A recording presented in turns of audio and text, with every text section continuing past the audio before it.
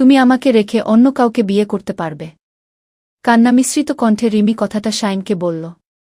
কেন পারব না? তোমার মতো খ্যাত আনস্মার্ট মেয়েকে আমি কেন বিয়ে করতে যাব? এতদিন তো আমার সাথেই রিলেশনে ছিলে। তখন তো বলনি আমি খ্যাত। দেখো রিমি, ও তো কথা আমার ভালো লাগছে না। এই নেও আমার বিয়ের কার্ড। মনে করে এসো, তাহলে ভালো মন্দ খেতে পারবা। এই কথা বলে শাইন চলে গেল আর রিমি কার্ড হাতে নিয়ে ঠাই দাঁড়িয়ে থাকল। শাইনের যাওয়ার পানে তাকিয়ে থেকে সেও তার বাড়ি চলে গেল। রিমি নিম্ন মধ্যবর্তী পরিবারে মেয়ে, তাদের সংসার চালাতেই তার বাবা হিমশিম খায়। তাও রিমিকে অনেক দূর পর্যন্ত পড়ানো তার ইচ্ছা। রিমি যে ভার্সিটি পড়ে সেখানে শায়ন পড়ে। শায়ন রিমিকে প্রপোজ করেছিল। রিমি ভেবেছিলি এক স্টেপ করবে না, কিন্তু শায়নও হাল ছাড়বার পায় নয়, সে ঠিকই রিমিকে রাজি করে ফেলেছিল। রিমি আর শায়নের রিলেশনের 2 বছর পর যে শায়ন এই কথা বলবে রিমি ভাবতেও পারিনি।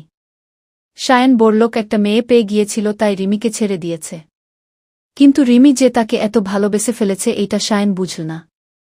সেদিন বাড়ি ফিরে রিমি কি কান্নাটাই না কান্নল, কিন্তু কেঁদে কি আর লাভ আছে? সে তো আর শায়নকে ফিরে পাবে না। আজ 3 বছর পর রিমি আজও বিয়ে করেনি। রিমি শায়নের ছবি হাতে নিয়ে বসে আছে আর নিজে নিজেই বলতে লাগল, নারীর ভালোবাসা বুঝতে পুরুষ তোমার যুগের পর যুগ কেটে যাবে, তাও নারীর ভালোবাসা বুঝতে তোমরা সক্ষম হতে পারবে না। রিমি আনমনেই হুমায়ুন ফরিদির মতো আক্ষেপ নিয়ে বলল, আমি এখনও একটা মানুষকে অসম্ভব ভালোবাসি। সমাপ্ত।